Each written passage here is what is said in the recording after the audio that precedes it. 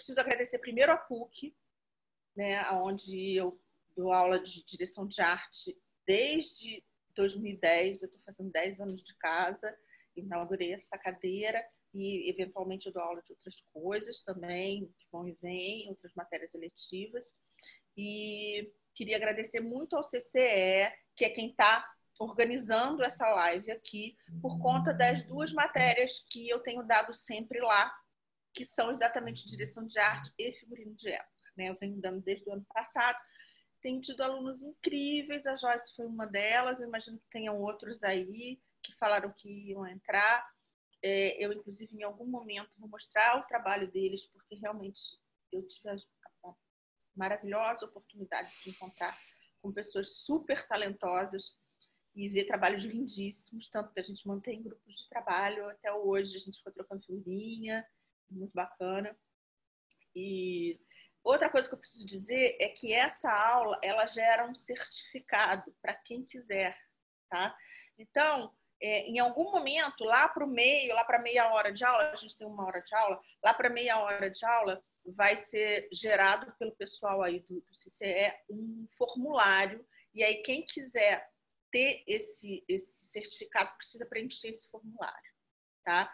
Se alguém tiver alguma dúvida técnica, é só perguntar para o Léo, que é o nosso técnico do CCE, que está aí online junto com a gente, e aí ele esclarece. Falando sobre a nossa aula de hoje, eu vou começar falando um pouco quem sou eu, porque pode ter gente que não me conhece, né? E, bom, meu nome é Isabel Paranhos, eu trabalho com cinema e publicidade desde 1983, já tem bastante tempo, quase 40 anos. Eu comecei como desenhista de storyboard, né? Eu sou desenhista e tinha algum conhecimento de cinema. E aí eu comecei a trabalhar como figurinista e assistente de arte, depois diretora de arte. Hoje em dia eu faço basicamente direção de arte e figurino, sendo que eu sou apaixonada por figurino de época, minha especialidade é figurino de época. Eu tenho, inclusive, um mestrado em figurino de época no cinema brasileiro, que, se tudo correr bem, vai virar livro ano que vem. A gente está trabalhando nisso já desde agora. Chama Vestindo o Cinema, Construindo Ilusão. E, enfim. E aí eu queria falar para vocês também de alguns livros de referência. Eu vou mostrar para vocês aqui alguns livros que eu acho super importantes sobre direção de arte. No decorrer da fala da aula, eu vou mostrar aqui para vocês as capas. Enfim, eu queria dizer o seguinte, que isso aqui, na verdade, eu chamaria mais de bate-papo do que de aula, tá, gente? É uma aula bem formal, onde eu vou falar para vocês um pouco. Não é uma aula técnica de jeito nenhum, né? Não é uma aula tradicional, né? Na verdade, isso aqui é uma forma da gente divulgar um pouco esses cursos que acontecem no CCE, né, que atualmente são cursos de 24 horas, são 8 aulas de 3 horas, né, que acontecem, estão começando agora em setembro, né, um de direção de arte, outro de figurino de época. Mas aí eu queria dar aquela introduzida para quem tem curiosidade sobre isso e para quem eventualmente quiser fazer o curso também. Então, o mais importante, eu acho aqui, é dar uma pincelada geral no que é a direção de arte, que às vezes tem muita confusão, né? As pessoas não sabem exatamente o que é, e dizer como é que isso começou, tudo isso, falar um pouco do figurino, né? Dentro do lugar da direção de arte, e eu queria muito abrir para bate-papo, entendeu? Então, assim, todo mundo conhece o recurso da mãozinha, imagina. Então, eu vou fazer uma introdução, mas o tempo todo eu prefiro, vocês podem falar no chat também, mas quem quiser pode usar a mãozinha, quem quiser pode fazer assim, fica mais difícil porque é muita gente, tá? Mas eu vou dar uma introdução e aí depois eu vou abrir só para perguntas. Então, se vocês quiserem, eu acho que talvez a melhor seja assim.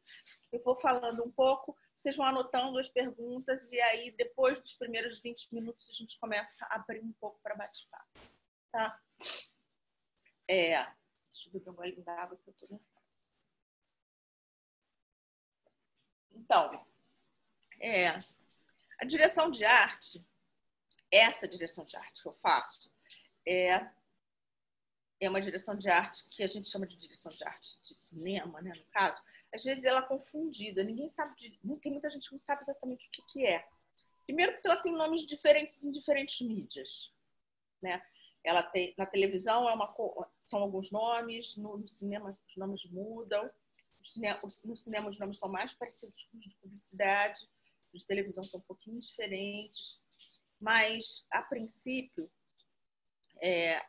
a gente colocando a direção de arte dentro do... A gente chama de tripé fundamental do cinema 3 áreas de criação, que são a direção de arte, a direção de fotografia e a direção mesmo, propriamente dita, a direção do filme. Esse tripé fundamental, que a gente chama, ele precisa ter uma enorme harmonia, tá? Então, o que cabe dentro desse tripé fundamental? Existem outros tripés de cada um desses setores. Então, por exemplo, dentro da direção do filme em geral, no filme de diretor, que é o perfil brasileiro, que é o perfil europeu também, o cinema americano ele começou como um cinema de produtor, né? Que o produtor que é dono do filme, ele que contrata os contratos, os diretores e tal. Isso, no decorrer do tempo, foi mudando um pouco, mas ainda existe esse perfil. Ainda mais com os diretores de renome, com os diretores independentes, né? com caras como Coppola, Scorsese, Spielberg, George Lucas, enfim, milhões de outros que foram fazendo cinema de autor. Mas, inicialmente, era um cinema muito de produtor, né? O produtor que decidia tudo. O nosso perfil brasileiro ele é mais inspirado no perfil europeu, que é o do cinema de autor. Principalmente a partir do final dos anos 50, quando aconteceu a Nouvelle Vague na França, o neorrealismo italiano um pouco antes, né, no pós-guerra na Itália, e o nosso cinema brasileiro aqui. Cinema novo, né? Que bebeu muito nessas fontes todas, são filmes de autor. Então, a gente tem o diretor ainda até hoje como um cara que ele está acima um pouco de todas as outras áreas, né? Porque é o filme dele, digamos assim. Ele que idealizou aquele filme, ele que... Nem sempre, né? Às vezes ele é contratado, mas, em geral, a maioria das vezes no cinema nacional ainda é assim. É o diretor que quer fazer aquele filme, ele que corre atrás, ele que chama o fotógrafo, ele que chama o diretor de arte, então é um filme de diretor. Mas já existe esse consenso de que para o filme funcionar bem, esses 3 cabeças de área, que é a arte, a fotografia e a direção, precisam caminhar juntos para poder ter uma harmonia na tela no final, né? Então, aí você tem a direção, ela está encarregada de toda a parte dramatúrgica, toda a relação com o ator, tudo isso, e no pensamento de como o diretor quer conduzir isso, né? Conduzir isso esteticamente, plasticamente, visualmente. Para isso, ele precisa do diretor de arte e do diretor de fotografia. Então, aí, essa conversa entre esses 3 grupos, porque o diretor de fotografia, ele é o cara que vai ter sobre a égide dele toda a parte de elétrica e maquinária, ele que vai decidir as lentes, os movimentos ou não de câmera, tudo isso está ali dentro. E o diretor de arte vai ter sob a sua égide a produção de arte, a cenografia e o figurino, basicamente, né? A gente pode dizer também que os efeitos especiais e a maquiagem vão estar todas dentro desse pacote da direção de arte, porque ela trabalha com tudo que é visual, né? Então, a dobradinha do diretor de arte com o diretor de fotografia é super importante nesse sentido, porque, por exemplo, um elemento que é fundamental para definir o conceito do filme é a cor. E a cor, dependendo de como for feita, por exemplo, você pode colocar... tem um depoimento de um fotógrafo num documentário que eu vi, que ele falou assim, a gente depende muito do diretor de arte, porque se o cara bota uma parede begezinha, O máximo que a gente pode fazer é colocar umas sombras e tentar mudar aquilo, mas a gente não vai conseguir trabalhar muito. Então, a base do que vai ser iluminado, digamos assim, é construída pelo diretor de arte, pela cenografia, pelo figurino. Tem que ter alguma coisa para iluminar. Se não tiver nada para iluminar, não vai ter graça. E, por outro lado, também, se a gente não tiver luz, ninguém vê o cenário nem o figurino. Então, essa parceria da fotografia com a direção de arte é extremamente importante. É uma parceria que tem que funcionar muito no filme. Então, eu gosto de falar que... Então, aí só para meio que dar uma introduzida assim, em como apareceu a direção de arte, né? Na verdade, há fontes controversas, enfim. A direção... O cinema, ele começou...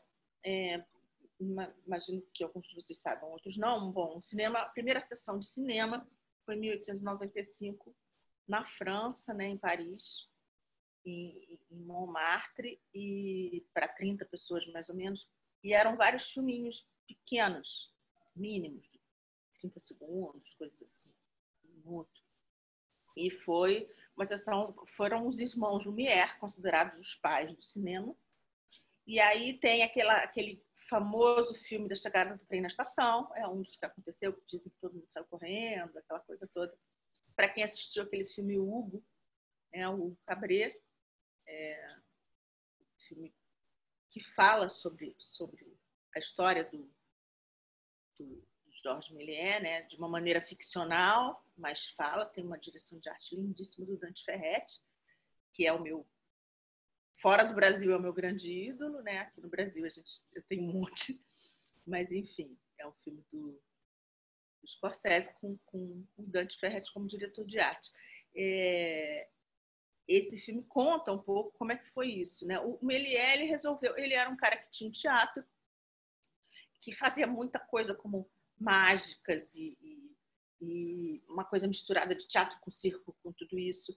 E quando ele soube que existia essa coisa chamada câmera, né, cinema, que na verdade no início era uma câmera só que filmava e projetava, ele foi atrás de adquirir uma para ajudar nos seus truques, né? Nos truques que ele gostava de fazer no teatro. E aí ele desenvolveu no filme dá para ver bem isso. Ele acabou construindo um grande estúdio, uma casa toda de vidro para poder fazer cenas, mas ele bebia na fonte do teatro. Então, assim, ele construía muitos cenários ainda, aqueles cenários que o teatro puxou da ópera, né, que eram muito aquelas coisas de teatro, de cenário pintado em painéis de papel e recortados e tal.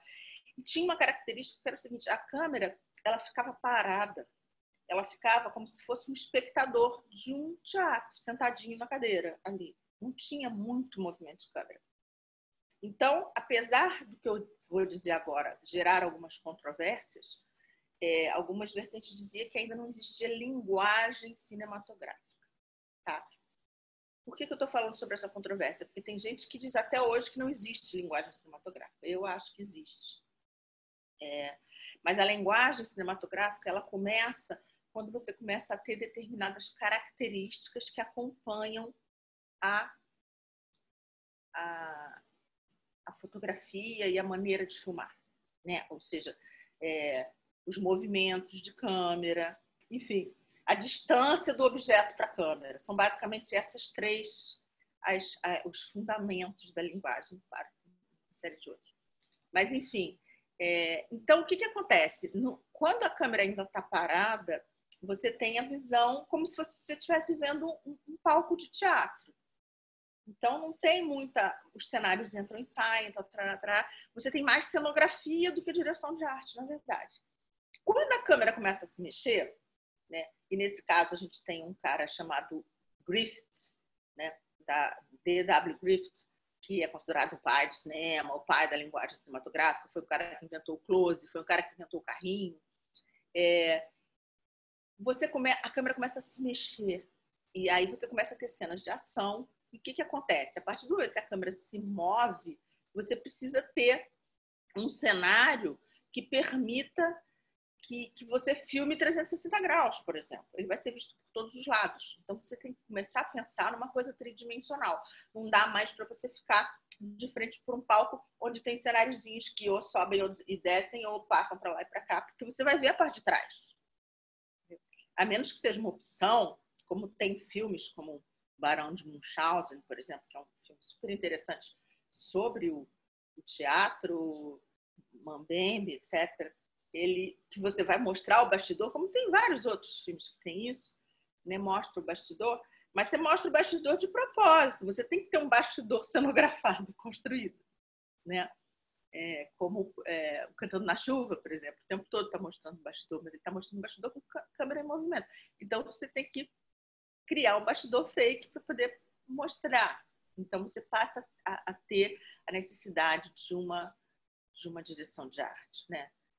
Tem um cara de origem russa, mas que viveu na França, né? Um diretor de arte e historiador de cinema chamado Léon Barsac, que ele fala isso, que ele acha que o ano de marco da direção de arte foi 1908, que foi quando começou essa coisa da câmera se movimentar mais, e que pedia maiores construções cenográficas e uma visão mais geral sobre conceitos, sobre tudo isso. A gente ainda era preto e branco e não falava, tá?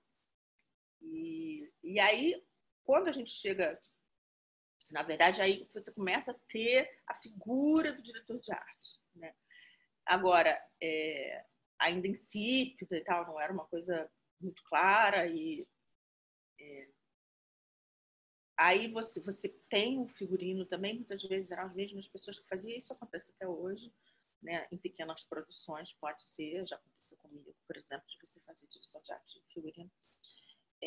Então, a gente tem que pensar que, assim, aí, em 1927, o cinema começa a falar, né? É quando se passa o Cantando na Chuva, e que é super interessante para quem não viu ou para quem já viu e não se lembra, né? Porque a gente pensa no Cantando na Chuva, a gente só pensa naquela cena clássica do Gene Kelly cantando na chuva. Mas ele é um filme de bastidor. Ele é uma metalinguagem, é um filme que fala sobre cinema.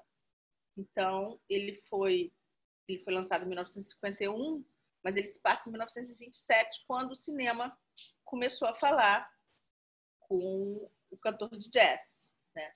O filme com o Al Johnson, que fez aquela revolução toda no cinema.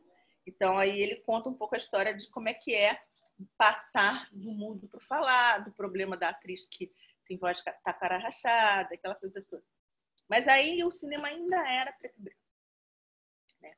O cinema vai se tornar colorido em meados dos anos 30, mais ou menos 1934, e em 1939 acontece a grande produção colorida com atores mesmo, superprodução, porque o cinema começou a ser colorido na animação e tal, e foi andando devagarzinho, desculpa, gente.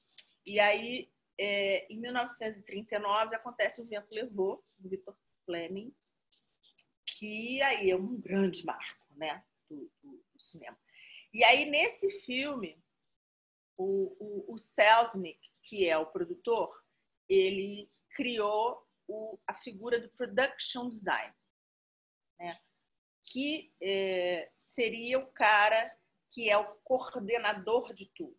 Nos Estados Unidos, o production design, o diretor de arte, ele é submetido ao production design. O production design é o cara que pensa o filme inteiro, inclusive na parte do orçamento, tudo isso. Ele é o cara que trabalha a cara do filme. E o diretor de arte está sob essa égide. Esse nome foi dado para o Menzies, que era o diretor de arte do Vento Levou, por conta do trabalho incrível que ele fez. Ele achou que ele precisava de um título que fosse além do diretor de arte. Então, foi criado o Production Design. Mas isso, se vocês lembram, durante muito tempo não se usou. Por exemplo, o Oscar, até 2012, era a melhor direção de arte. Só em 2012 que virou Best Production Design, aqui no Brasil chama melhor desenho de produção, né? Então, a gente tem essas confusões, às vezes, terminológicas, a gente tem um cargo que é importantíssimo no cinema, que é o produtor de arte. O produtor de arte é o cara, o cenógrafo é o cara que constrói a estrutura, né? Ele constrói a estrutura do cenário, né? Ou seja, as paredes, o teto, o chão, as janelas, as portas. O produtor de arte é o cara que é o que nos Estados Unidos chama de set dressing. Ele é o cara que veste esse cenário. Então, tudo que tem ali dentro, de mobiliário, de tapete, de quadro, é responsabilidade deles. E aí a gente tem, inclusive, uma divisão dentro da produção de arte, que são os caras que fazem o dressing e os caras que fazem props, né?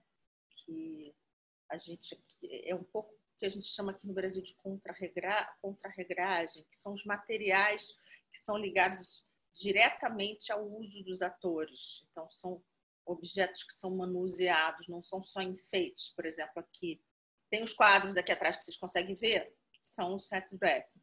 Se eu fosse uma pessoa que fumasse, o meu cachimbo, por exemplo, seria props. O meu celular, por exemplo, é props, porque é um objeto meu pessoal e que eu uso durante as cenas. Isso é um pouquinho... mas a gente divide a produção de arte nesses dois caminhos. Muitas vezes, no início todo mundo fazia tudo, hoje em dia as coisas estão ficando mais compartimentadas, né? Digamos assim. Então, gente, eu acho que eu vou mudar um pouco a minha orientação aqui e vou fazer o seguinte: como a gente tem 2 temas para falar hoje, um é direção de arte e o outro é figurino, de época especificamente, eu estou achando que vale a pena, a gente está com meia hora de aula aqui, eu estou achando que vale a pena abrir para pergunta sobre essa minha primeira fala. O que vocês acham? Então, boa noite, professora. Meu nome é Rafael, eu moro em Bauru, interior de São Paulo. Sou formada em design de moda. E eu tenho uma dúvida para fazer também, já está pré-definida para fazer na parte de figurino, mas eu gostaria de aproveitar esse primeiro momento. Como que, nesse conceito de direção de arte, você enxerga o papel do filme O Mágico de Oz? Eu tenho essa... É um filme que exerce fascínio nas pessoas por diversos motivos. Eu gostaria de saber, dentro da direção de arte, como que você enxerga o papel desse filme, que não só marca a transição do cinema mudo para o falado, não bem cronologicamente na época, mas está ainda nessa coisa da transição, bem como um referencial de cinema colorido, não só pelo uso da cor, como pelo uso pensado da cor. Como que você enxerga isso tudo, por gentileza? Rafael, olha só, deixa eu te explicar. O Mágico de Oz, ele é um filme... isso foi uma coisa que eu não falei para vocês, eu esqueci. Esse início todo do cinema, os filmes são quase todos feitos em estúdio. Não existia aquela coisa de filmar outdoors, né? Inclusive, a Europa começou a filmar fora dos estúdios muito antes dos Estados Unidos, né?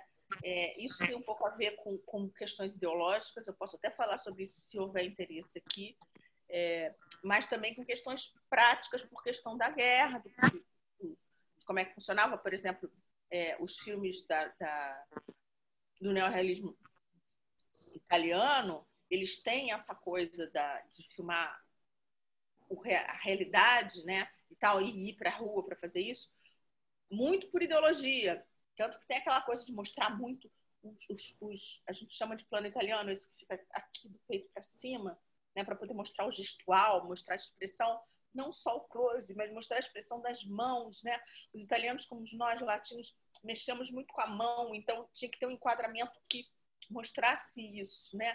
Do mesmo jeito que a gente chama de plano americano, o plano que é no meio da coxa, porque precisava para poder os filmes de western, o cara sacar o revólver e poder ver. Então, a gente dá esses nomes. Mas o cinema italiano, ele teve essa história de ter, não só por causa de ideologia, mas a Cinecittà, que na época era o maior estúdio que existia na Europa, em Roma, né? Ele virou um campo de desabrigados. Os desabrigados precisavam ficar em algum lugar. Então, não só era uma questão ideológica, mas uma questão física e prática também. Enquanto que os Estados Unidos, nessa época, e muito antes, como você falou, porque o Mágico de Oz é bem anterior, mas ele, desde os anos 20 até o final dos anos 50, com os road movies, essas coisas, ele tem o auge anos 50, por exemplo, a época era Golden Age, eles tinham estúdios incríveis, então tudo era feito em estúdio. O Mágico de Oz é tipicamente esse filme, né? E como ele é uma fábula, ele permite determinadas coisas que não seriam feitas em outras circunstâncias, né? Por exemplo, se a gente for comparar com O Vento Levou é um filme realista, é uma história que com toda... Ela é totalmente realista. O Mágico de Oz, a gente pode comparar com filmes como A Fantástica Fábula de Chocolate, como Alice no País das Maravilhas. São filmes que são histórias fabulescas, né? Então, e a gente tem um tipo de fotografia que é um pouco diferente da que tem hoje. Então, as cores eram mais estouradas, né? As cores de Technicolor eram muito berrantes. Até os anos 50 a gente tem isso. E eu acho que a minha visão é muito por aí, entendeu? De ser uma opção. A gente tem filmes fábula contemporâneos. Eu gostaria de citar um aqui que é o Amélie Poulain, que ele também, guardadas as devidas proporções, mas ele também se permite a determinadas coisas que, em geral, eram proibidas antes. Por exemplo, ele usa duas cores complementares. O verde e o vermelho são cores complementares. Então, pela regrinha, a gente não pode usar duas cores complementares juntas porque elas brigam. E aí elas realçam demais uma a outra e isso dá desconforto no espectador. No caso do Amélie Poulain, tem inclusive o nome, o fabuloso destino. Então, o termo fábula está ali dentro, né? Então, como eu falei, tem a coisa das complementares e ainda por cima tem a mistura de estampas, uma mistura absurda de estampas. Se você for ver quadro a quadro, o Amélie Poulain é um filme que eu analiso muito, tanto na minha aula de direção de arte como na de figurino, porque ele tem essas coisas impressionantes. Você tem na mesma cena quadriculado, pied de poule, listra, bolinha, tudo numa cena só, e não fica, que são... Pela regra, é proibido você fazer isso. Você não pode mostrar milhões de estampas numa cena só. Né? A parede tem uma estampa, o sofá tem outra, as almofadas tem outra, a roupa tem outra. Né? Tudo é super estampado, mas ele tem uma lavagem de pós que faz com que aquilo aí seja gostoso de assistir. Né? Mas, claro, que para quem gosta dessa coisa diferente. Né? Então, tem essa questão de... Eu acho que fazer essa comparação é válida por causa disso, porque as cores do filme Mágico de Oz tem um pouco isso, né? Eu compararia com essa versão do Tim Burton, inclusive, do Alice, né? Que eu acho que tem muito essa coisa também das cores exageradas, etc. Inclusive, lá na frente, se a gente tiver tempo, eu quero até mostrar alguns trabalhos dos alunos do grupo passado, de direção de arte, de figurino de época, porque eles fizeram um trabalho que foi fazer uma versão da Alice no País das Maravilhas nos anos 70, e foram feitos figurinos lindíssimos, e em algum momento eu vou tentar compartilhar aqui com vocês. Mas, enfim, eu queria fazer isso, alguém levantou a mão aqui, deixa eu olhar quem é. Então, em relação à última pergunta e indo para essa, né? Você deu o exemplo do Tim Burton e do Alice no País das Maravilhas. Essa direção de arte mais rebuscada tem a ver com um submundo que é criado para aquele filme, certo? Não entendi direito a sua pergunta, Mona Lisa, desculpa. Vamos lá. Um submundo, não entendi. Um submundo que eu digo, um exemplo, eu gravo webséries. e eu faço a produção. Eu tenho uma produtora independente e faço a produção e a direção de arte dessa produtora. Eu gravei agora uma websérie de 3 episódios chamada De Sumos. Quem quiser olhar, tá no YouTube, tá? Tô até concorrendo em festival fora.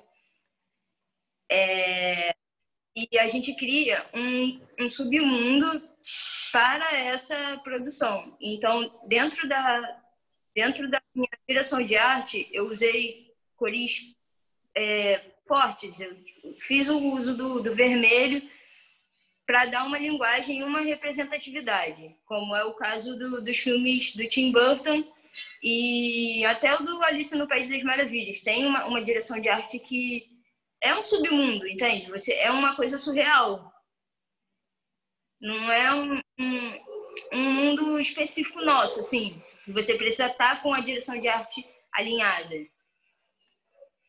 Você pode influenciar em outros elementos, em questões de cores.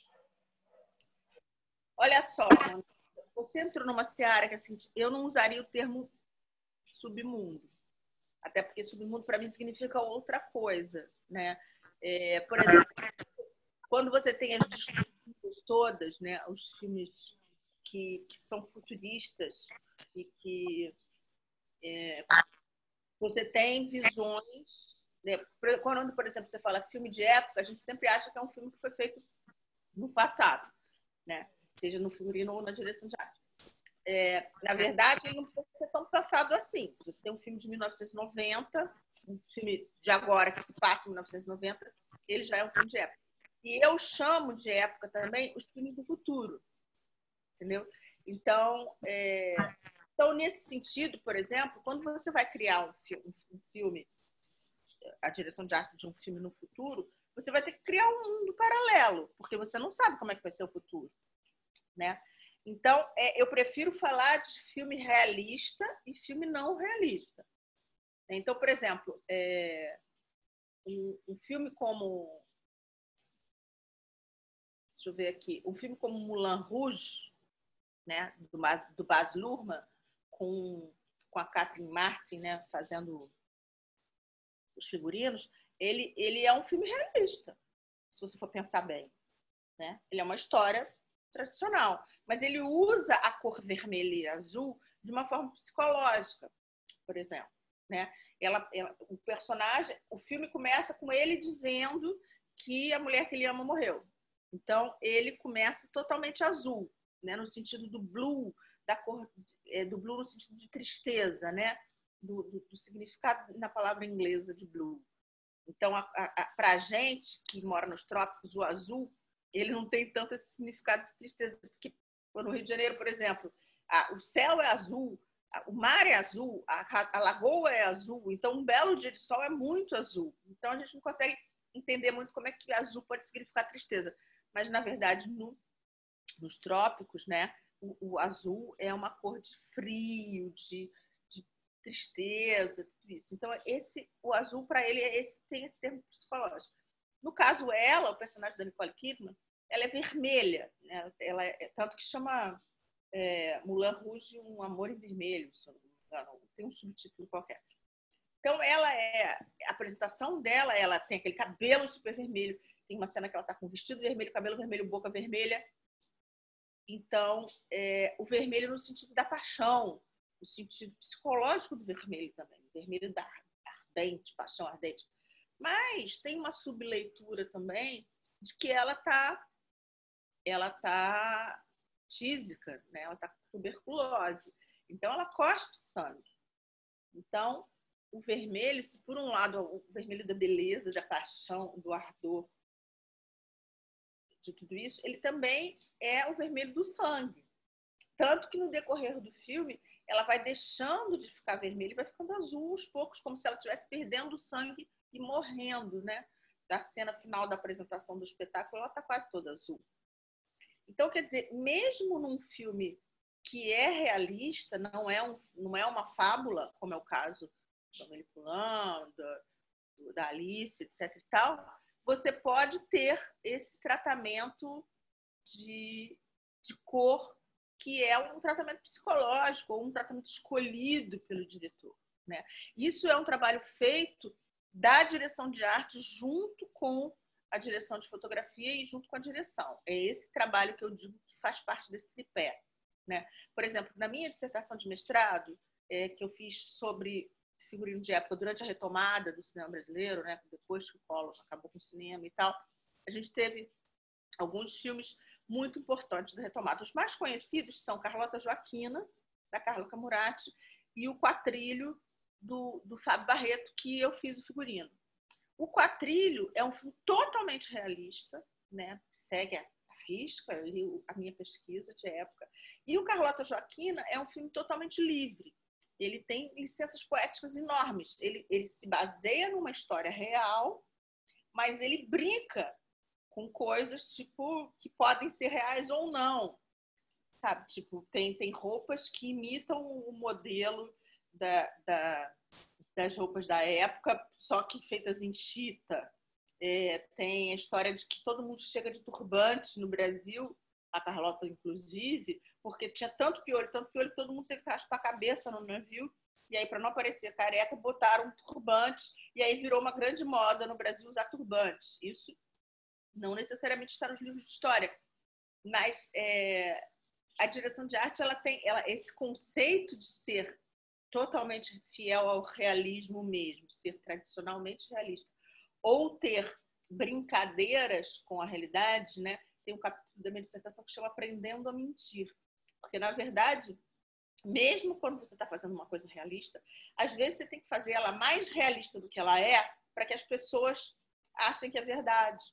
Porque o cinema, se você fizer ele com muita atenção à verdade, ele vai parecer documentário, né? Então, às vezes a gente tem esse limiar aí das coisas. Te respondi? Olá, professor, boa noite. Boa noite. Meu nome é Jonathan, eu sou do interior de São Paulo, cidade de Taubaté. Oi, e eu sou aluno de teatro. Sim. E atualmente, principalmente por causa dessa pandemia, a gente vê muita produção em casa a partir de celular. E eu gostaria de saber como que se aplica essa direção de arte agora para essa nova tecnologia de produções, até mesmo de curtas, utilizando do celular. Não, pelo seguinte, porque eu realmente tive muita sorte nesses cursos do CCE, porque eu tive alunos talentosíssimos. Eu já vi que tem alguns que estão aqui, como a Joyce, o João, e eles fizeram, o João, por exemplo, o João é um cara que é bailarino, é um grande estilista, né, tem um trabalho lindíssimo, e tudo que a gente fez a gente teve ainda uma primeira aula presencial, mas aí entrou a pandemia, a gente passou tudo para online, e eles fizeram vários trabalhos com o celular, tipo assim, de mostrar figurinos, de mostrar, sabe, todas as aulas que eu fiz, o pessoal construía verdadeiras maravilhas para filmar com o celular. Eu acho que o celular agora eu já soube, inclusive, por uma amiga fotógrafa, que estão lançando a televisão vertical, né? Tem uma, não me lembro mais se é a Sony, qual é a das marcas que está lançando uma televisão, acho que não. Acho que é Panasonic, sei lá. Enfim, é uma televisão vertical por causa desse novo formato de mídia mesmo. Então, eu acho que nada deve mudar, sabe? Eu acho que, Jonathan, nada deve mudar, você deve incrementar o máximo possível. Não é porque está na tela pequenininha que você vai desconsiderar isso, até porque hoje em dia, com as televisões smart, você pode clicar no celular e ver tudo na televisão, né? Você pode, inclusive, filmar deitado, né, para poder assistir no formato da televisão. Então, eu acho que você deve ter todo o carinho e todo o cuidado, tanto com a sua direção de arte, como com o seu figurino, como com a sua maquiagem também. Acho que é muito importante, tá? Não é porque as mídias mudam que a gente deixa de fazer o nosso trabalho direito. Oi. Oi, Thaís. Tudo bem? Eu vou fazer uma pergunta que o pessoal tá fazendo no chat. Se tu tem indicação de livro sobre direção de arte, conheço um bem legal que é o da Vera Hamburger, que é sobre direção de arte no cinema brasileiro, Mas eu não sei que outros livros de produções estrangeiras também que você tem para indicar. Tá, eu ia fazer isso, mostrar para mim, olha, o melhor que tem realmente é o livro da Vera, é esse livro aqui, tá? Esse livro, quando eu comprei, era um livro muito caro, mas eu já tive alunos que me mandaram mensagem dizendo que você consegue achar em alguns lugares, não sei se é na Amazon, não sei exatamente onde, por R$48. Na época que eu comprei era mais de 300. Mas você consegue pesquisar na internet. Ele realmente é um livro muito, muito, muito bom. É o melhor livro que tem sobre direção de arte no Brasil, porque ele faz estudos de caso. Então, ele fala sobre 4 diretores de arte que são entrevistados. Aí ele mostra, por exemplo, Clóvis Bueno, que foi meu grande mestre. Aí ele mostra cada um dos trabalhos. E aí ele mostra... Deixa eu tentar achar aqui. Ó, aqui, por exemplo, Índia, que foi o filme do Fábio Barreto, o primeiro filme dele, né? O primeiro filme do Pedro Farcas como fotógrafo. Aqui são os desenhos de figurino do Clóvis, né? Esse filme com a Glória Pires também começando, novinha.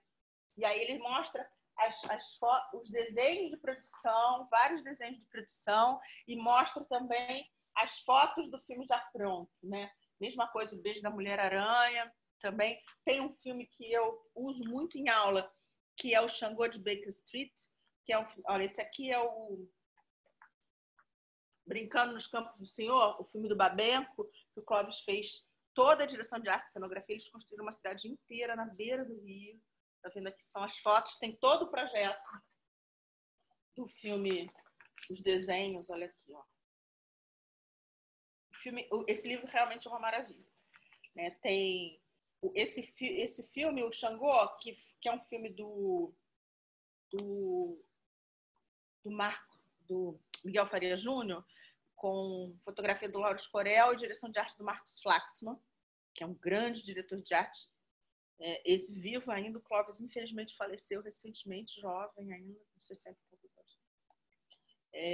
O Marcos tem um trabalho incrível sobre o Xangô de Baker Street, muito legal, o figurino da Marília Carneiro, é um filme que eu recomendo muito para vocês verem, é um filme que eu trabalho muito em sala de aula. Então, esse livro eu acho que é o que há de melhor. Em relação aos gringos, tem esse... Eu tô vendo tudo ao contrário, vocês estão vendo ao contrário também? É assim mesmo?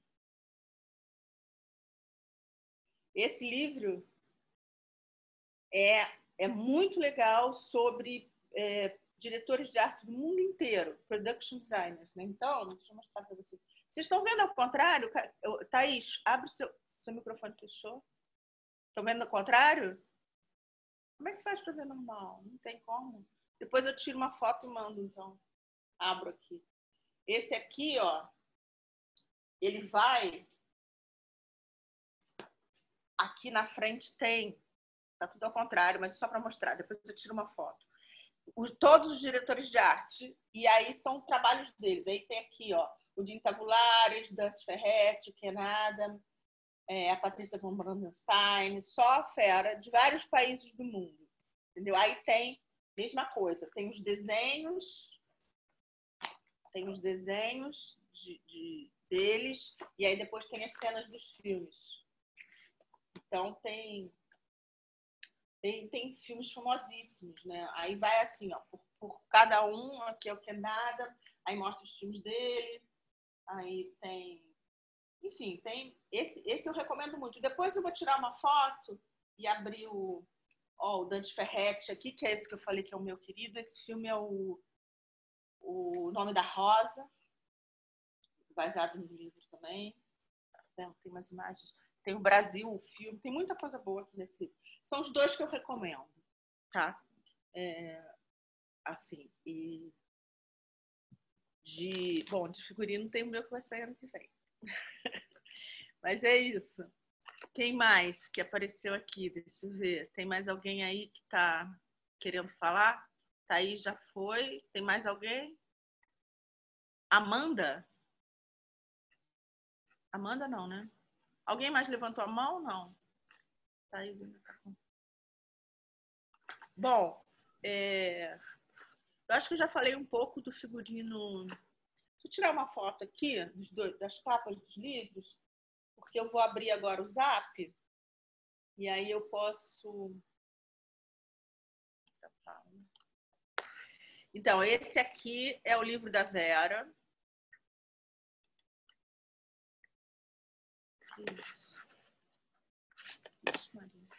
Esse é o livro da Vera. Arte em Cena. A direção de arte no cinema brasileiro. Tá, esse é super fácil de achar. Tá estourado. Não tá trazendo pra... Esse aqui é o livro Production Design and Art Direction Screencraft.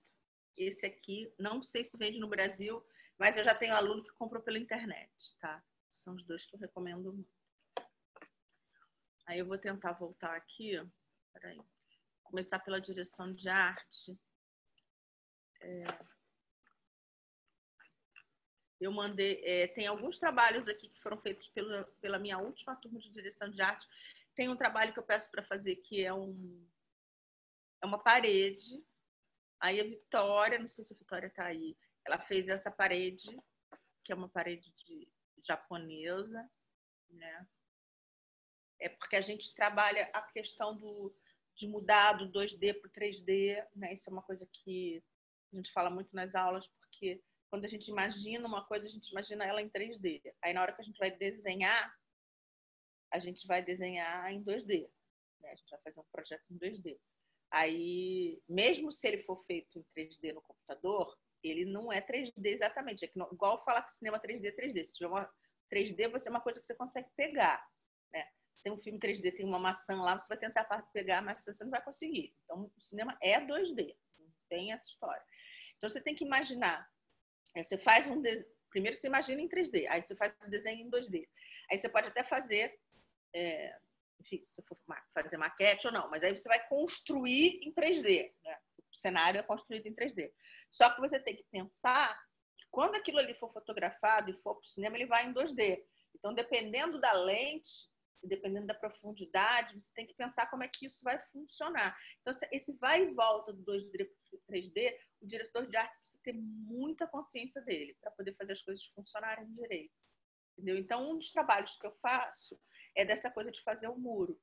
Aí, esse aqui, por exemplo, da Júlia Ferreira, já é uma coisa um pouco mais abstrata que ela fez, né? Como se fosse meio que um muro de favela, um muro de rua. Aí tem esse aqui do Thiago Valério, que ele fez uma casa com uma temática meio africana. Aqui. Tá vendo? Vocês estão vendo que são coisas que tem volume, né? Ele fez com papelão as pinturas, mas tem a porta é cortada, a janela é cortada. Ele está em cima de uma base de isopor. Então, são trabalhos que são... Esse aqui, da Ana. Aqui é um detalhe, esse trabalho foi super... Aqui, ele frontalmente você vê assim, tá? Mas por dentro... ela colocou aqui as fotos, tá vendo? Esse aqui é por trás, para ver como é que ela fez. E aqui uma foto lateral para ver da profundidade, entendeu? Como ela fez uma coisa com profundidade para poder ser uma parede em 3D mesmo. A gente tem outros trabalhos bacanas aqui de figurino. Se você conseguir... aqui eu estou abrindo, porque as duas turmas do semestre passado de figurino foram duas. Eu criei um grupo só. E aí, esse aqui é o meu querido João Batista, esse que eu falei para vocês, que é um grande talento, bailarino, estilista, do Teatro Municipal de Niterói. A gente trabalhou o filme do Coppola, o Drácula, do Bram Stoker, e eu pedi para eles fazerem figurinos inspirados nisso. E aí ele realmente fez um figurino. Vocês estão vendo aqui? Ele fez Por isso que eu falei, não importa se é celular, o que é. Ele fez uma roupa. A Val Mendonça também, que é uma grande costureira, e mostrou vários pedaços de trabalho dela aqui. A gente fez esse... Está demorando para abrir. A gente fez esse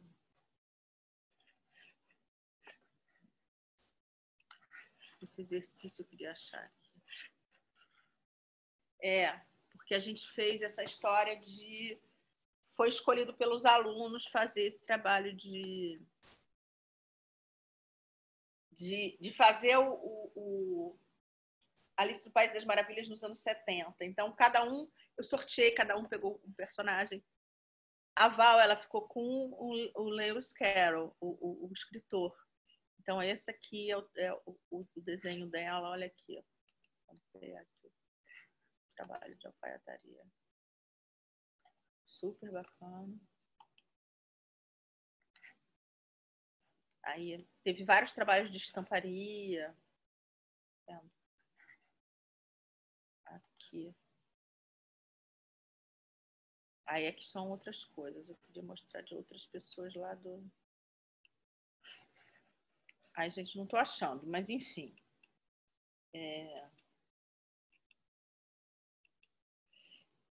Só para dizer para vocês, gente, que vocês podem me procurar no Face, Isabel Paranhos. E aí a gente pode trocar figurinha, me procura pelo Messenger Inbox, e aí eu mando meu contato para a gente quiser saber melhor. E lembrando que é isso, gente, que os 2 cursos estão começando agora, na primeira semana de setembro. O de figurino é às terças e o de direção de arte às quintas, sempre das 7 às 10 da noite. Mas a gente faz uma coisa tipo... Diminui um pouco o número da aula, porque tem uns trabalhos para fazer que são meio que offline e tal, mas, enfim. Eu adoraria ter alguns de vocês lá. Acho que vai ser super legal. E queria saber se alguém tem mais alguma pergunta, alguma coisa. Para quem não estava aí, lembrando que existe um certificado dessa aula, que é só preencher o formulário. Para saber sobre... Eu não sei se está entrando aí... Me falaram que iam colocar um link dos cursos aí. Eu não sei se isso está acontecendo, porque daqui eu não consigo ver. Tem alguém ainda aí querendo conversar? Como é que está aqui? Cadê a Maria Clara? Você achou ela, Léo? Vou procurar aqui, professora. Maria Clara, está aqui. É porque... Maria Clara Vieira, é essa? Isso. Oi, sou eu. Oi. É porque eu tô sem vídeo. Tô só Tá. com áudio. Não tem problema. Só fala mais perto do microfone. Tá ouvindo melhor? Bom, agora tô. Tá. Eu queria que você falasse um pouco sobre o uso da cor e do preto e branco, assim, de forma geral. Eu estava pensando mais, assim, em diretores que usam as duas coisas. Por exemplo, Bergman, né? A maioria dos filmes dele é em preto e branco, só que tem filmes que ele começa a usar cor. Ou então até em filmes que mesclam as duas coisas, né? Que tem partes do filme... Na verdade é o seguinte, acho que essa questão partes em preto e branco. É uma questão mais para fotografia, não tão nostalgia do Tarkovsky. Ele tem filmes como... Você falou? Oi. O Bergman, por exemplo, tem um filme que tá travando aqui. Você tá me ouvindo? Maria Clara? Tá travando bastante. Eu tô travando? Agora... Não, é porque o Agora Bergman... Tá dando para me ouvir, gente? Sim, tá falhando a voz dela, professora. Se é a minha conexão. Tá, entendi. Então, pode ser a internet dela, professora. Tá. O que eu queria dizer é que o Bergman, ele é um cara que ele tem filmes importantíssimos em relação à cor, por exemplo, O Grito de Sussurros, que é um filme que trabalha com azul e vermelho também. Agora, em relação à direção de arte, eu nunca fiz um filme em preto e branco, tá? Mas eu acho que deve ser muito mais difícil. Assim, eu me lembro de ter feito alguma coisa tipo curta ou publicidade, não sei. E tem coisas tipo assim, você tem que mudar a cor das coisas para elas ficarem da cor que você quer. Por exemplo, o sangue tem que ser mexido no preto e branco para poder ficar mais escuro. Você tem que entender mais sobre como que aquela cor vai ser fotografada quando você vai para o preto e branco, entendeu? Para isso, você precisa muito da ajuda do fotógrafo. Na verdade, eu acho que o diretor de arte precisa da ajuda do fotógrafo o tempo todo, entendeu? Porque quando tem certas... eu me lembro de uma cena do Quatrilho que tinha eu tinha algumas roupas que eu tinha conseguido originais, tanto roupas de cama como camisolas e tal. E na Noite da Lua de Mel, da Patrícia Pilar, que ela tem uma cena que ela abre uma gaveta e as roupas que estavam todas dentro eram roupas brancas e que eu não podia botar no chá. Normalmente, a roupa branca, para não estourar tanto no filme, a gente tinge ela de chá. Para poder, porque aí ela vai parecer branca, mas ela não vai estourar demais. E eu não podia fazer isso porque eram roupas emprestadas, né? Do início do século XIX, do século XX, de 1900 e poucos. E aí eu tava com febre nesse dia, eu tava super nervosa. E aí o Félix chegou no set, Félix Monte, um diretor de fotografia argentino, um doce de pessoa, um diretor de cinema incrível, de fotografia. E aí ele falou, Bel, fica tranquila que eu vou resolver isso. Aí ele iluminou a cena toda só com aquelas bolas de papel japonesas, sabe? Uma luz super sutil. Então, nada estourou, ficou tudo lindo, a cena ficou toda harmoniosa, sabe? Aquela luz baixinha, gostosa, meio quentinha. Então, foi tranquilo. Então, isso, às vezes, a gente precisa muito dessa ajuda. Do mesmo jeito que, às vezes, você pode... Eu me lembro de um comercial que eu fiz, não vou dar nome aos bois, mas que eu tinha um cenário de uma cozinha que era todo verde, rosa, assim, e o cara estourou tanto de luz que ficou tudo branco. Entendeu? Ele só priorizou o ator e o cenário sumiu. Então, mas isso, graças a Deus, em cinema nunca aconteceu comigo, só em publicidade. Em geral, é isso. Você tendo uma boa parceria com o diretor, você vai saber como lidar com tudo isso. Respondi? Mais alguém, gente? E o João? O João tá aqui. Tá me ouvindo, Oi, João? querida. Tô te ouvindo. Oi, você tá me ouvindo? Saudade! Saudade! Olha só, eu queria te mostrar um negócio. Rapidinho aqui. Peraí, eu tenho que deixar você... Léo, sou eu que tenho que deixar ele share screen ou é você? Pode ser você, professor. Posso? Então tá. Vai lá, amor. Lembra aquele croquis que você falou que queria usar na festa de lançamento do Oscar? Sim, Aqui. ele estava aqui, mas eu não consegui baixar. Gente, essa roupa foi tão linda. Também foi inspirada no Drácula. E aí eu falei para ele que eu queria... Peraí, deixa eu ver se eu consigo... eu tinha botado para você dividir a tela. Peraí. Vocês conseguem ver? Olha que maravilha. Agora, olha isso. Uau! Você fez! Tô fazendo. Tá em processo de... Que maravilha! Ainda vai fazer todo esse aqui. Eu vou mexer todo. Acabei de alfinetar. Espetáculo, cara. Espetáculo. Mostra lá o que está lá no fundo. O tchutchu. Ah, tá.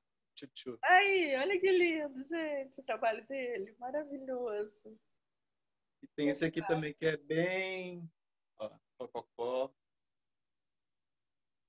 Arrasou, João. Você sempre arrasou. É porque eu lembrei de você, ó. Todos incríveis, muito talentosos. Vamos ver quem mais está aqui. A Samara foi que disse que já tinha sido respondida, é isso? Agora eu confundi. Obrigada, João. Beijo, minha querida. Beijo. Professora. Oi. Tem a Gabi. Gabi, a Gabi está aqui, já vi. Gabi e Rafael. Sim. Oi. Gabi. Oi. Eu sou a Gabi, da Fego, de Taubaté. E eu queria muito saber mais sobre figurino. Como você sabe... Peraí que eu anotei a pergunta. Ai, meu Deus.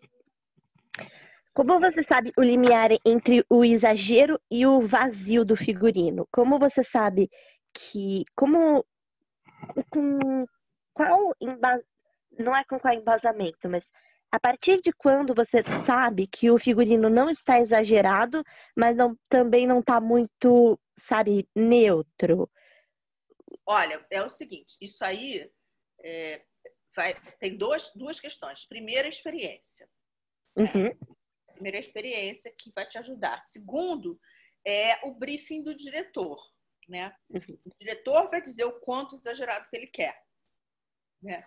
Eu vou dar 2 exemplos do quadrilho, né? Uhum. Que foi acho que foi o figurino mais importante que eu fiz, porque foi pro Oscar, essa coisa toda.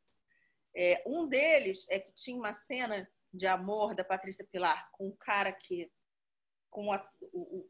que é uma história de troca de casais, né? Não sei se alguém viu o filme, uma história de troca de casais. Então, a primeira cena romântica dela com que seria amante é uma cena que chove e que aí que o Fábio queria que a blusa dela ficasse com uma certa transparência, né? Aí, como eu disse para vocês, o filme era um filme realista. Ele não tinha quase nenhuma licença poética. Eu seguia a risca o figurino da época, né? Uma enorme pesquisa, tudo isso. Aí eu virei para o Fábio e falei, não pode, porque naquela época elas usavam tanta roupa de baixo que nunca ia acontecer essa transparência acontecer. Ele falou, não, mas eu quero. É uma coisa que faz parte, é importante para a dramaturgia do filme. Então, foi feito. Se você for olhar lá no filme, eu me lembro até com uma blusa que ela era de uma opala muito fininha, que eu tinge de laranja, assim, um tom meio salmão, e tem essa transparência lá no filme. Isso é um caso, por exemplo. Outro caso é que tinha... o filme, ele começa em 1910, mais ou menos, vai até 1930. E aí tem uma cena final, que é uma foto, que tem as duas, a Glória e a Patrícia, com roupas de 1930. E eu estava tão envolvida com aquilo tudo, né? E achando o trabalho da Glória tão fantástico e tal, e viajando tanto no figurino, que eu fiz um figurino para ela de atriz de Hollywood, entendeu? Figurino com umas mangas sino, assim, todo salmão com rendas pretas. E aí, quando a Glória vestiu a roupa para mim e para o Fábio, para o diretor, nós 3 caímos na gargalhada, porque na hora a gente se tocou que era totalmente inviável aquele figurino. Assim, eu comecei a rir, falei, aí o Fábio falou, não precisa falar nada, né? Eu falei, não, só falta a escada para ela descer da Broadway, porque eu errei feio. Não tem, entendeu? Então, normalmente, é uma coisa que você percebe na hora. Se você for uma pessoa mais experiente, ou mais, você vai saber por ali. Quando você não percebe, a princípio alguém vai te ajudar, né? O diretor vai dizer, não é nada disso. Ou às vezes você pode fazer uma coisa que você acha que está perfeita e o diretor dizer, não é nada disso, eu quero menos ou eu quero mais. Então, eu acho que o cinema tem muito isso. Ele é uma coisa é um trabalho muito coletivo, né?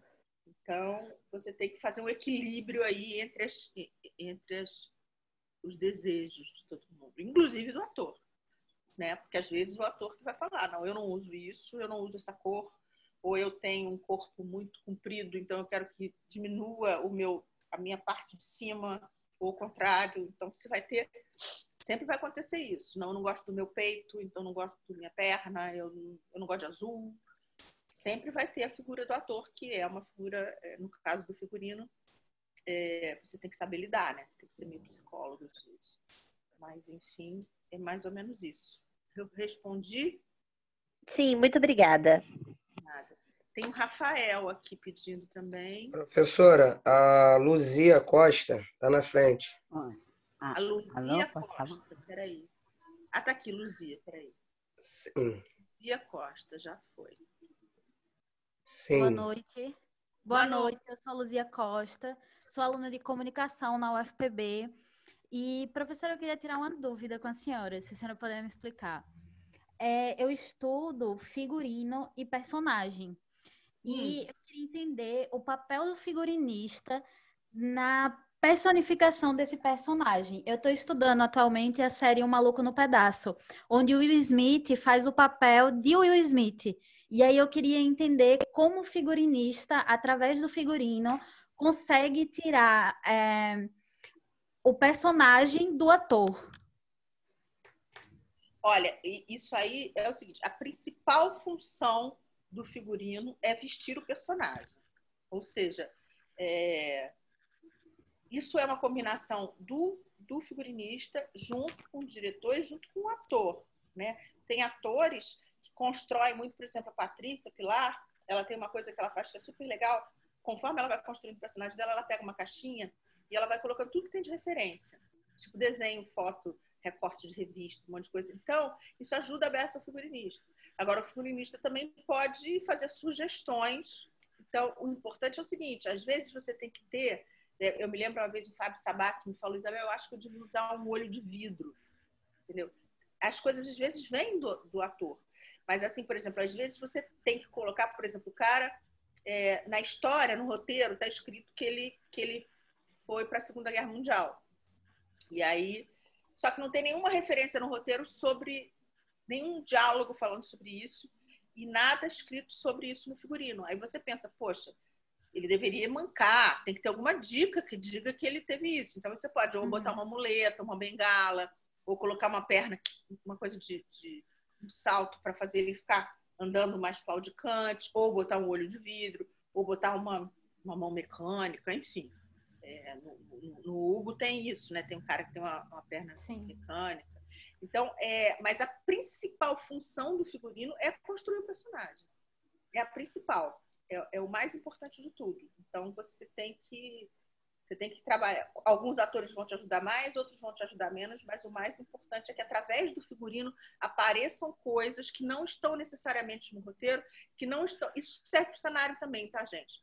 Às vezes, na hora que você está construindo um quarto de uma pessoa, você vai colocar ali elementos que contem sobre aquele personagem e que não vão ser ditos no diálogo e que não necessariamente estão descritos no roteiro. Então, isso é extremamente importante. Essa construção de personagem é ajudada pelo cenário, pelo figurino, pela direção de arte. Muito obrigada. Obrigada, professora. O Rafael. Isso. Tá conseguindo me ouvir? Tô. Então, desculpa, eu de novo, né? Eu de novo, novamente. Mas eu gostaria de aproveitar a oportunidade. Gostaria de fazer 4 perguntas, mas pode ser bem sucinta, não tem problema nenhum, até porque eu imagino que você já esteja cansada. Então, é o seguinte, eu gostaria de perguntar primeiramente, usando de exemplo o filme Maria Antonieta, da Sofia Coppola, que eu tenho a impressão, muitas vezes, que o figurino é uma parte que se exige muita estaticidade, que é aquilo ou não é aquilo. Inclusive, tem um blog que eu adoro, que chama Frockflix, e as meninas são muito respeitosas com os filmes que elas colocam elas revisam o figurino, só que é um site voltado para o que é corretamente ou não corretamente histórico. E eu lembro que na época do filme Maria Antonieta, muita gente adorou a inserção daqueles All-Stars, aquele par de All-Stars na cena.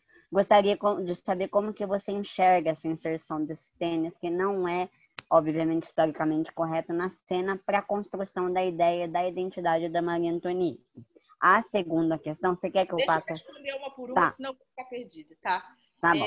No caso da Coppolinha, eu acho o seguinte, a partir do momento... Você tem outros exemplos, como, por exemplo, o Gladiador, que tem um cara de calça jeans, ou tem outras coisas assim, são coisas que passaram batidas, despercebidas. No caso da Coppolinha, ela fez de propósito. Isso. Ela botou aquilo ali para dizer, olha só, isso aqui é a minha visão da Maria Antonieta. Existe uma diretora aqui, isso aqui é o meu... Eu estou criando um corpo histórico, que isso aí é um assunto que não cabe aqui, mas é um assunto que eu desenvolvo na minha aula, é um assunto que está presente na minha dissertação sobre o conceito de corpo histórico. Então, ela é igual o cara, é igual o Velázquez quando coloca ele lá pintando o quadro dele mesmo, entendeu? É para dizer, olha aqui, isso aqui não foi a mão de Deus que fez, fui eu. Eu existo, eu sou um artista, eu sou um criador. Então, eu acho que é extremamente válido e relevante. Certo. A segunda questão é em relação ao trabalho de paleta de cores e a junção em épocas que seriam... por base, meio complicadas. Eu vou dar um exemplo. O próprio século XVIII, logo anteriormente à Revolução Francesa, como que se dá o trabalho disso né? Que é uma coisa toda rococó, com tons pastéis, aquela coisa toda que a gente conhece, num universo sombrio. Ou o contrário, um universo vitoriano real mesmo, como foi e tal, todo aquele luto da Rainha Vitória, mas trabalhada numa atmosfera mais livre, mais floral. Como que se dá isso, essa junção, sem parecer uma coisa caricata? Rafael, olha só, você me desculpa, mas essa pergunta é uma pergunta muito complexa para essa aula, entendeu? Ah, tá bom. No curso, Tá. mas eu digo basicamente que é uma coisa que vai depender muito da conceitualização do diretor junto com o diretor de arte, entendeu? O que ele quer daquilo ali. Isso aí faz parte do pensar o filme, das reuniões que são feitas antes do filme começar. Tá bom? Mas é um assunto que pode desenvolver no curso. Tá bom. E as duas últimas perguntas... tá bom. As duas últimas perguntas são mais simples. Em relação ao filme alemão e o Christiane F., isso é mais em relação à direção de arte. Porque eu lembro que eu fiz um curso de teatro e dentro do currículo tinha História do Cinema. E o filme O Christiane F. é um filme praticamente impossível de assistir, porque ele é muito escuro. E eu perguntava para o professor, não é possível que esse filme não tenha ocorrido erro na iluminação. Ele falou, não, pode ter certeza que para contar uma história de uma menina, uma adolescente viciada em drogas, para chegar a esse resultado, foi pensado. Eu não sei se você tem esse filme na sua memória, fresco, mas é um filme muito difícil de assistir. Eu não vi o filme. Eu, Christiane F., 13 anos, drogada e prostituída. Agora, existem filmes que têm essa estética, sim, né? É proposital. Tem muita coisa, tá? Como formato de tela, por exemplo, um filme como O Farol, que é um filme preto e branco incrível. Sim. Foi lançado no final de 2019, que tem uma opção por uma tela quase quadrada. Isso aí são opções estéticas. É um filme que eu recomendo, inclusive, um filme belíssimo. Tá certo. E a última, como que você enxerga a absorção de maneira mais profissional do figurino de época no cinema brasileiro? Eu vou citar um exemplo só para ilustrar a pergunta. Eu gosto muito do filme Chica da Silva, com a Zezé Mota, com ela, que maravilha. E pelo menos ainda no contexto dos anos 70, eu vejo uma absorção muito rasa, muito, nessa questão do figurino, pelo menos, muito quase não profissional, as pessoas que me desculpem. Mas como que você enxerga essa absorção desses últimos tempos do figurino de época no cinema brasileiro? Eu acho que o cinema brasileiro tem maravilhosos filmes de época, entendeu? Na minha dissertação, que, como eu disse, vai virar livro, vocês vão ver 3 deles, que é o Quatrilho, o Carlota Joaquina e o Canudos, entendeu? Eu acho que a gente tem o Capa Preta, por exemplo, foi um filme que eu fiz em 1985 e tem um figurino de época super esmerado, que se passa nos anos 60, então época, às vezes a gente acha que época é só século XIX, século XVIII, não, né? Como eu disse, um filme dos anos 2000, que se passa em 2000, é época, a gente já está em 2020, entendeu? Então, eu acho que a gente tem muita coisa bacana. A gente tem grandes figurinistas no Brasil, né? A gente tem a nossa grande diva, que é a Marília Carneiro, né? A gente tem Carla Monteiro. O pessoal que está na televisão, tem muita gente incrível. Beth Filipek, maravilhosa. Marília Carneiro, Carla Monteiro, Marli Salles, Rita Murtinho, das antigas. Enfim, eu devo estar esquecendo um monte, né? Clara, maravilhosa, Inês Salgado e Bia Salgado. Bia Salgado fantástica, né? Fez milhões de filmes brasileiros. Grande Bia. Então, a gente tem muita gente boa no figurino brasileiro, entendeu? É porque ou não tinha verba, ou nos anos 70 a gente tinha uma situação meio complicada mesmo, né? Mas eu acho que, se você for dar uma olhada, dos anos 80 para cá, a gente tem grandes produções. Com certeza. Muito obrigada, professora. São 9h30, eu preciso encerrar. Como eu disse, vocês podem me procurar no Face, Isabel Paranhos, vou estar lá, Isabel Comece. Se vocês... Aí a gente troca figurinha. Eu vou adorar se vocês fizerem meu curso, tanto de direção de arte como de figurino de época, começando agora, na primeira semana de setembro. Se quiserem saber mais informações, é só entrar lá no CCE da PUC. E é isso, meus amores. Adorei a aula, achei mó barato. Espero que aconteçam outras. Tudo bem para vocês? Alguém quer fazer uma pergunta final aí? Podemos encerrar?